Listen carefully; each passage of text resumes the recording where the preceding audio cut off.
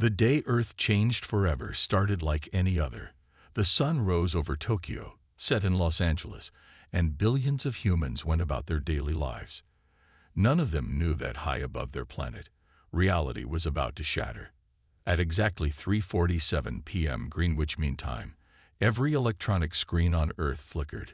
Television broadcasts, phone displays, and computer monitors all showed the same image: a massive fleet of ships, unlike anything humans had ever built, emerging from what appeared to be tears in space itself. Dr. Sarah Chen was working late in her quantum physics lab at MIT when it happened. Her coffee cup slipped from her fingers, shattering on the floor as she stared at her computer screen.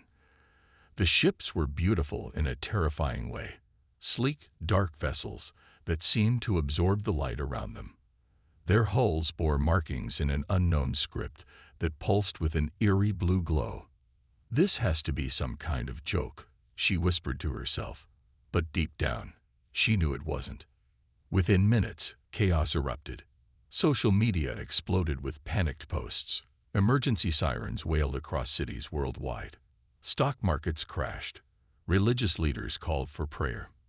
Military forces worldwide went to high alert, their weapons trained helplessly at the sky. The United Nations Security Council convened an emergency session. As world leaders argued about how to respond, their meeting was interrupted. Every screen in the UN building suddenly displayed the image of a humanoid figure. It stood nearly 8 feet tall, with silvery skin and eyes that seemed to contain swirling galaxies. "People of Earth," the figure spoke in perfect English, its voice simultaneously translated into every known human language.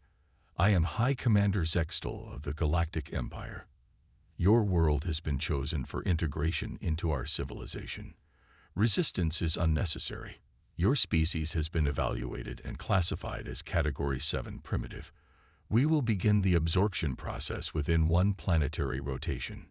In the MIT lab, Dr. Chen's hands trembled as she reviewed the data pouring in from her instruments. The energy readings from the alien ships were off the charts, but something about them seemed oddly familiar. She had seen similar patterns before in her research on human DNA. Military leaders around the world advocated for an immediate attack, but cooler heads in the UN prevailed. For now, they knew Earth's weapons would be useless against a civilization capable of interstellar travel. As night fell across different time zones, people huddled in their homes, watching the alien ships glide silently overhead. Some prayed. Some partied like it was their last night alive. Others simply sat in stunned silence, trying to process how their world had changed in just a few hours. In her lab, Dr. Chen worked frantically, analyzing data and cross-referencing it with her previous research. As she studied the readings, a wild theory began to form in her mind. If she was right, these aliens had made a terrible mistake in judging humanity as primitive. The first day of alien contact ended with humanity holding its breath. Tomorrow would bring the start of the absorption process, whatever that meant. But as Dr. Chen stared at her computer screen, a small smile formed on her face. She reached for her phone to call the UN Secretary General. The Galactic Empire thought they were dealing with primitives. They were about to learn just how wrong they were. The next morning, massive silver shuttles descended from the Imperial fleet. They landed in major cities across Earth: New York, Beijing, London, Moscow, and Delhi.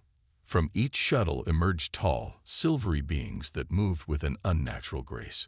In Washington, D.C., the alien delegation walked into the hastily arranged UN meeting. Their leader, High Commander Zextal, towered over the human representatives. His metallic skin reflected the fluorescent lights, and his galaxy-filled eyes surveyed the room with obvious disdain. "We have studied your species for several of your Earth years," Zextal announced. "Your technology is primitive. Your societies are chaotic. Your potential is limited. The Empire will help you evolve." Dr. Sarah Chen watched the broadcast from her lab, her eyes narrowing. She had spent the entire night analyzing the data, and something wasn't adding up. The energy patterns from the alien ships matched ancient human DNA sequences she had discovered in her research, sequences that seemed to be dormant in every human being. "They're wrong about us," she muttered, typing furiously on her keyboard. "They're so wrong." The Empire's representatives began their assessment tours. They visited human cities, factories, and military bases. At each location, they scanned everything with strange devices and took notes on transparent tablets. Their faces showed only contempt. At MIT, Dr. Chen received an unexpected visitor.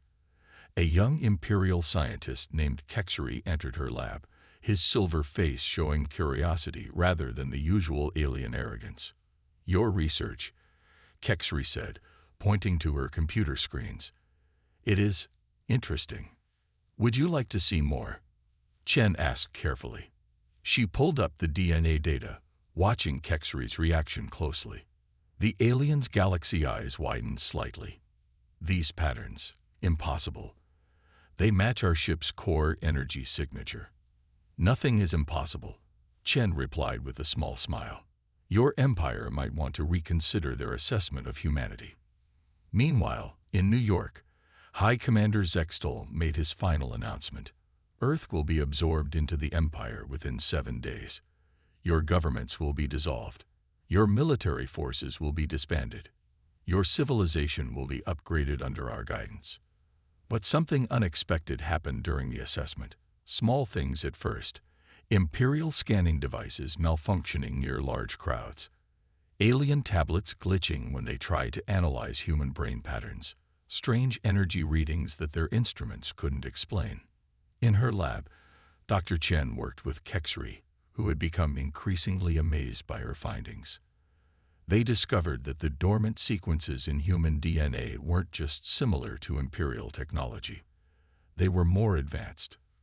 "Your species," Kexuri whispered, "you are not what we thought." "We never are," Chen replied. She sent her findings to the UN Security Council and several trusted military leaders. "The Empire sees us as primitive because they're looking at our technology. They should be looking at our potential." As the second day of the Empire's arrival drew to a close, High Commander Zextol remained confident in his assessment. His reports to the Imperial High Command spoke of an easily conquered world.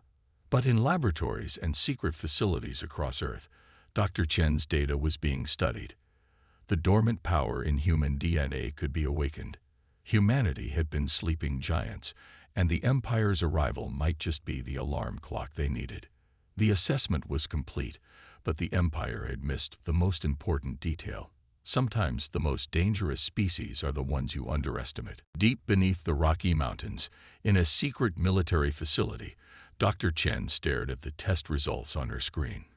Around her, 20 volunteers lay on medical beds, their bodies giving off a faint blue glow, the same color as the Imperial ships.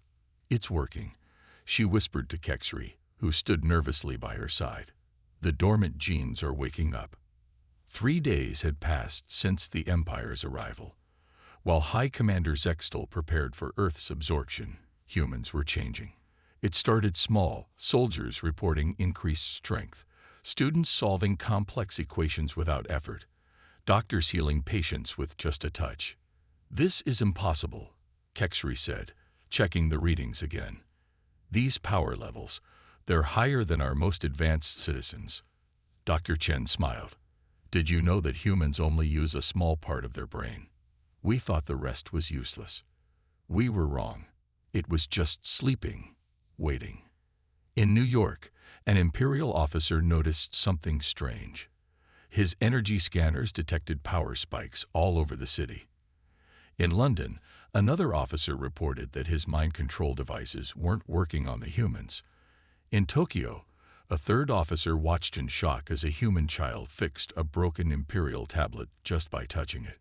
High Commander Zextol dismissed these reports. "They are primitive. Their bodies are weak. Their minds are simple. Continue with the absorption plan." But in the underground facility, humanity's true potential was becoming clear. Dr. Chen's volunteers were developing abilities that seemed impossible. They could move objects with their minds. They could communicate without speaking. They could see the energy flowing through Imperial technology, and they could control it. "We need to warn them," Kexri said urgently. "The Empire doesn't understand what they're dealing with." Dr. Chen nodded. She walked to a communication terminal and began typing. Within minutes, her message would reach every Imperial ship in orbit. The message was simple: "You have no idea what humanity is capable of. This is your only warning. Leave now or witness our awakening." High Commander Zextal laughed when he received the message. He called an emergency broadcast to all of Earth. "Your primitive threats mean nothing. Tomorrow, we begin the absorption. Resistance will only bring pain." In the facility, one of the volunteers sat up suddenly. His eyes glowed with the same galaxy-like light as the aliens. "Dr. Chen," he said, his voice different, older somehow. "I remember now. We chose to sleep. We chose to forget. But now it's time to wake up." Other volunteers began to wake up too. Each one remembered something: ancient knowledge, forgotten powers, the real reason humans had been sleeping all these years. Kexri watched in amazement as the volunteers demonstrated powers that even the Empire's most advanced technology couldn't match. "What are you?" he asked. "We're human," Dr. Chen replied simply. "We're what happens when you push a species too far. We're what happens when you threaten our home." She sent a second message to the Empire, this time with proof. Videos of humans using powers that matched and exceeded Imperial capabilities. Data showing the true potential of awakened human DNA. A final warning. In his command ship, High Commander Zextal watched the evidence with growing concern. For the first time, a flicker of fear crossed his metallic face. The Empire had made a terrible mistake. They hadn't found a primitive species to absorb. They had awakened an ancient power that had chosen to sleep. And now, humanity was ready to show the galaxy exactly what they could do. The warning had been given.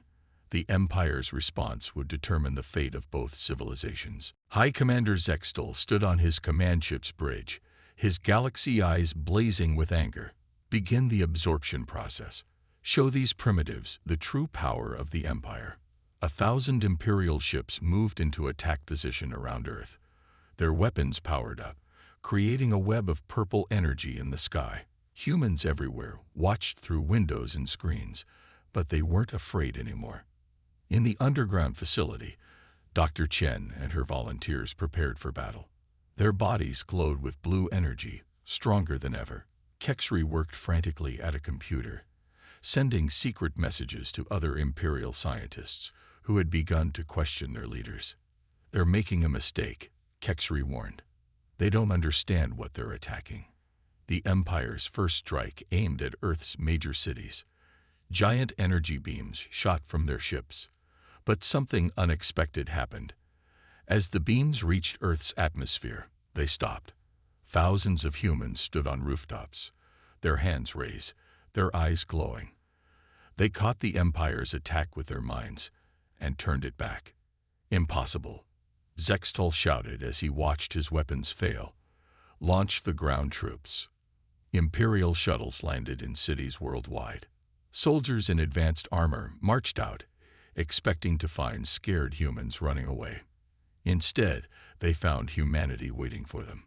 In New York, a young girl stepped forward, her eyes shining like stars.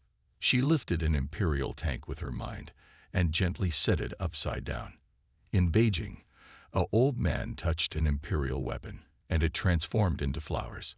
In London, a group of teenagers created an energy shield that the Empire's best weapons couldn't break. Dr. Chen's voice echoed through every Imperial communication channel. "We warned you. We asked you to leave. Now watch what humanity can really do." The volunteers from her facility had spread across the world, teaching others how to wake up their sleeping powers. Humans everywhere were remembering who they really were, what they could really do. Zextal ordered more attacks, refusing to accept defeat, but each attack failed in new and surprising ways. Human children played with Imperial energy beams like skipping ropes. Office workers turned combat robots into friendly helpers. Farmers grew plants that could heal any wound. "Sir," an Imperial officer reported to Zextal, "we're losing ships. The humans aren't destroying them. They're changing them. Our crews are surrendering. They say the humans are teaching them things we never knew were possible." In the facility, Kexri watched the monitors in amazement. "Your people," he said to Dr. Chen, "they're not just fighting back. They're showing us a better way." She nodded. "That's what humans do. We don't just survive. We help others grow, even those who try to conquer us." The first day of battle ended with the Empire's forces in chaos. Their weapons didn't work. Their technology was being transformed. Their soldiers were choosing to talk instead of fight. High Commander Zextal stood alone on his bridge, watching his invasion fall apart. The primitives he had dismissed had turned out to be something else entirely. Something ancient, something powerful, something that had chosen peace until they were threatened. As the sun set around the world, humanity celebrated their first victory. But Dr. Chen and her team knew this was just the beginning. The Empire was vast, and Earth was just one planet. But now humanity was awake, and they had a lot to teach the galaxy. "Send a message to the Imperial High Command," Dr. Chen told Kexri. "Tell them Earth is ready to talk, as equals. And tell them to hurry. Their people here are learning things that will change the Empire forever." The world changed in ways no one expected. 5 days after the Empire's failed invasion, humanity's transformation reached every corner of Earth. Cities glowed with new energy as millions of humans awakened to their true potential. Dr. Chen watched from the roof of MIT as the sunrise painted the sky in beautiful colors. Around her, students floated in the air, practicing their new abilities. "It's happening faster than we predicted," she told Kexri, who had become Earth's unofficial ambassador to the Empire. "Your species," Kexri said, his galaxy eyes wide with wonder, "you're not just awakening. You're evolving beyond anything we've seen before." In parks across the world, elderly people taught children how to heal plants with a touch. Office buildings transformed into living structures that changed shape based on people's needs. Cars disappeared from streets as humans learned to transport themselves with thought alone. But the biggest changes were happening inside people's minds. "We remember everything now," a young boy told his teacher in a classroom in Mexico City. "We remember why we chose to sleep."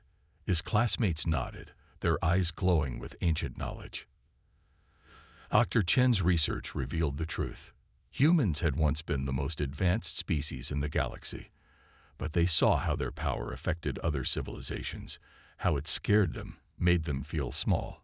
So they made a choice. "We put ourselves to sleep," Dr. Chen explained to a group of Imperial scientists who had defected to Earth. "We locked away our powers and chose to grow up again, naturally.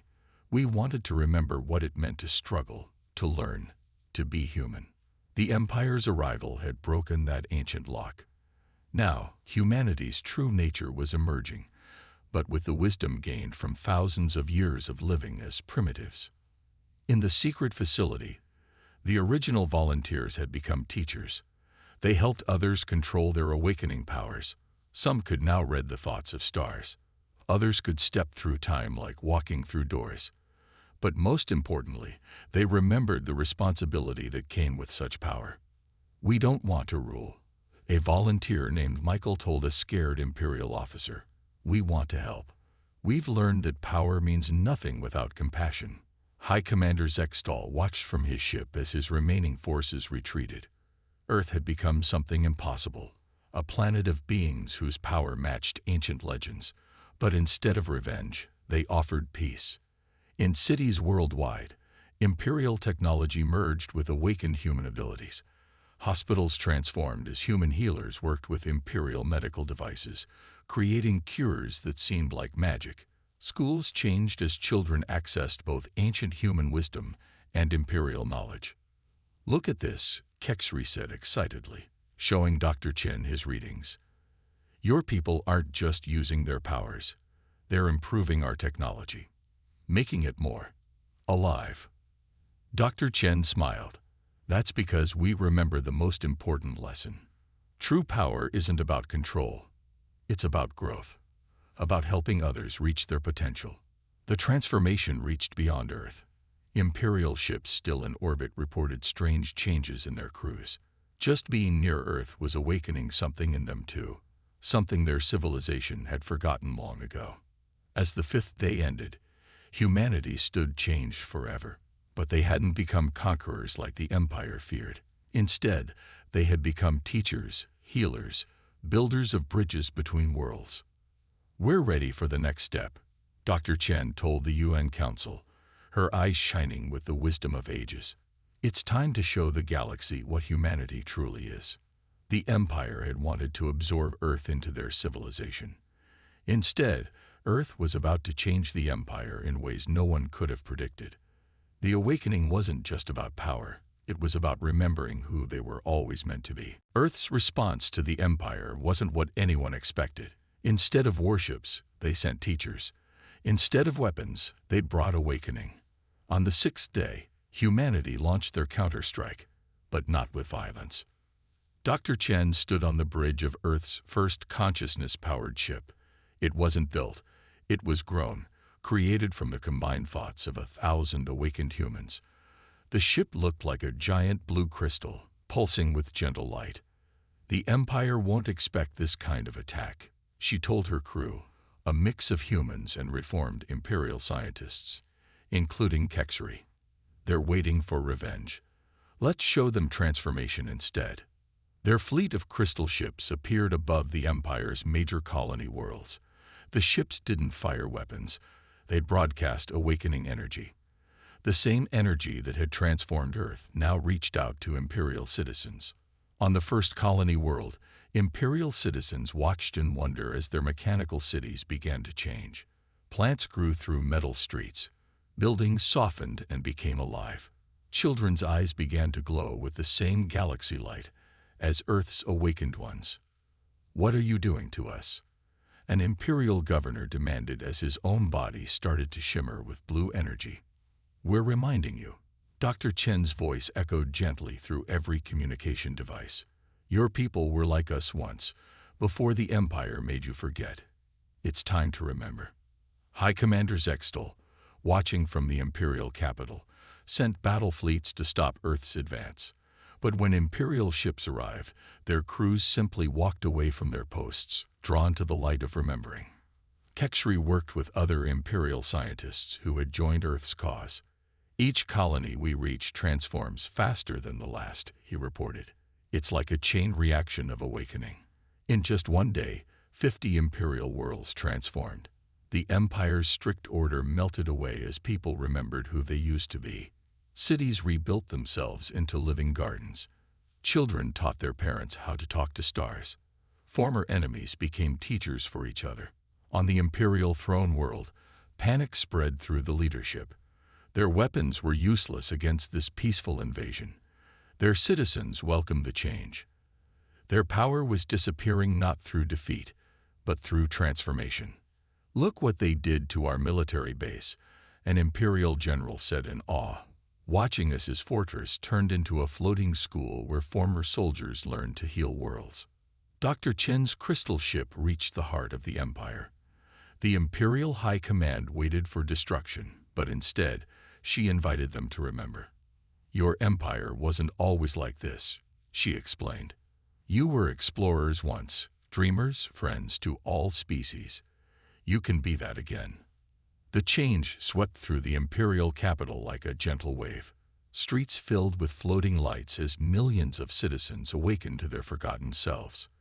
The rigid hierarchy of the Empire dissolved as people remembered a better way to live. High Commander Zextal, his silver skin now glowing with blue light, finally understood. "We didn't need to conquer," he said quietly. "We needed to grow."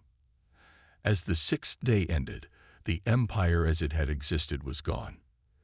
In its place, a new civilization was forming, one that remembered its ancient connection to humanity. The crystal ships had conquered without a single shot fired, transformed without a drop of blood spilled, ready to head home. Kexri asked Dr. Chen as they watched the Imperial capital transform. She smiled, her eyes reflecting the light of awakening spreading across the galaxy. Our work isn't done yet. There are more civilizations out there, more people who need to remember. This is just the beginning. The Empire had wanted to absorb Earth. Instead, Earth had helped the Empire remember its true self.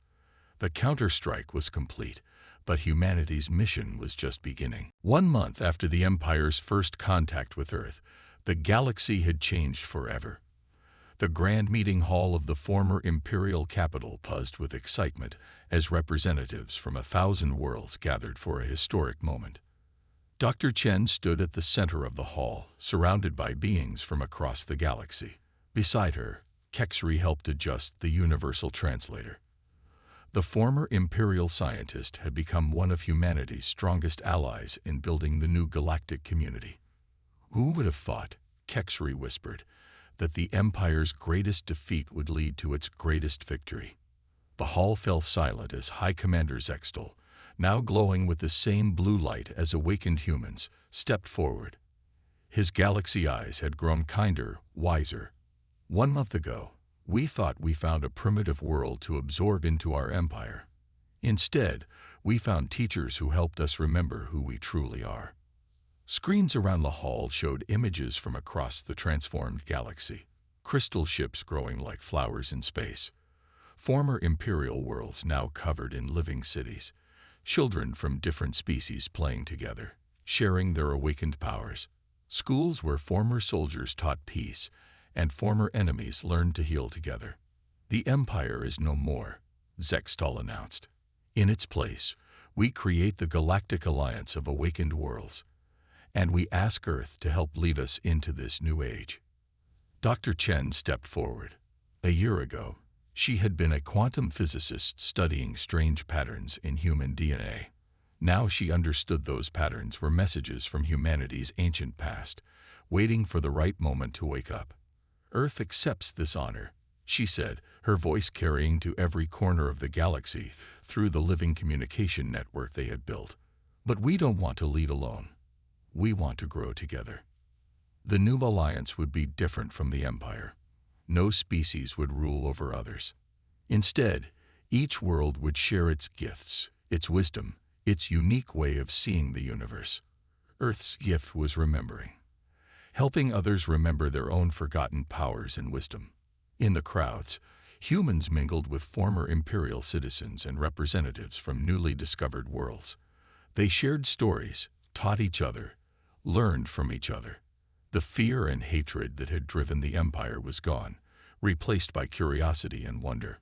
Look at their faces, Kexri said to Dr. Chen, pointing to a group of children, human, Imperial, and others, playing with energy balls they created together. They'll never know the fear we lived with in the Empire. They'll grow up knowing only this new way. The ceremony ended with a galaxy-wide celebration. Crystal ships danced through space, creating light shows between the stars. Living cities sang with joy. The universe itself seemed brighter somehow, as if it too was awakening to new possibilities.